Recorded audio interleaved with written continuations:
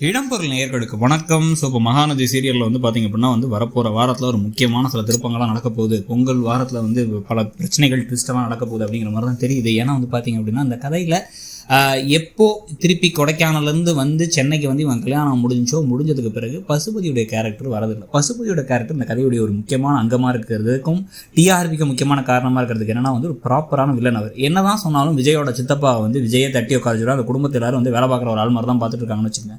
So அதனால் அவர் ஒரு பெரிய கதையாக அந்த அன்பை கொண்டு வர முடியாது. அவரோட கேரக்டரை வச்சு நம்ம குட்டி குட்டியாக பெரிய வில்லன்களுக்கு ஹெல்ப் பண்ணுறாரு, சின்னதாக எடுத்து விட்டாரு, உண்மையை தெரிஞ்சுக்க ட்ரை பண்ணாரு அப்படின்னு வச்சுக்கலாம். ஆனால் தாத்தாவுக்கே ஆல்ரெடி உண்மை தெரிஞ்சிருச்சு. ஒரு உண்மையை சொன்னால் என்ன சொல்லாட்டி நிலமை தான் இப்போ.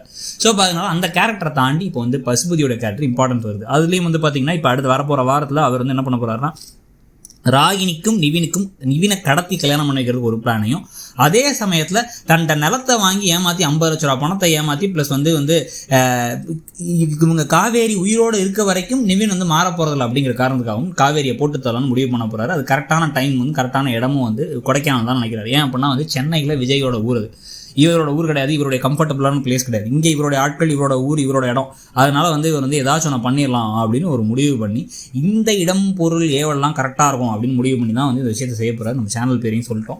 ஸோ இப்போ இவர் இவங்களை பழி வாங்கிறதுக்கு ஆட்கள் அனுப்ப அங்கே ஒரு ஃபைட் சீக்வன்ஸ் நடக்க, அதனால விஜய் ஏற்கனவே நிவினை பற்றி வருத்தப்பட்டு இருக்கிற காவேரி மனசில் விஜய்க்கு ஒரு லைட்டாக நல்ல பேர் வாங்கி விஜயும் காவேரி கிட்ட நெருக்கமாகிற விஷயங்களும், அதே சமயத்தில் கிளம்பி ஊருக்கு போய் பார்த்தா நிவினுக்கும் ராகினிக்கும் கல்யாணமே முடிஞ்சிருச்சு, இல்லை ஏதோ ஒரு சம்பவம் நடந்துருச்சு அப்படிங்கிற மாதிரி ஒரு விஷயத்தை சொல்கிறதுக்கான வாய்ப்புகள் உண்டு. ஸோ நீங்கள் என்ன நினைக்கிறீங்க? நிவின் ராகினி கல்யாணமே நடந்து முடிஞ்சிருக்கும்னு நினைக்கிறீங்களா? அப்படி நடந்து முடிஞ்சால் கதை எப்படி போகும்னு நினைக்கிறீங்க?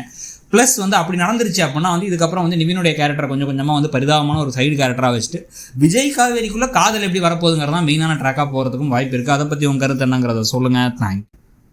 இடம்பொருள் நேயர்களுக்கு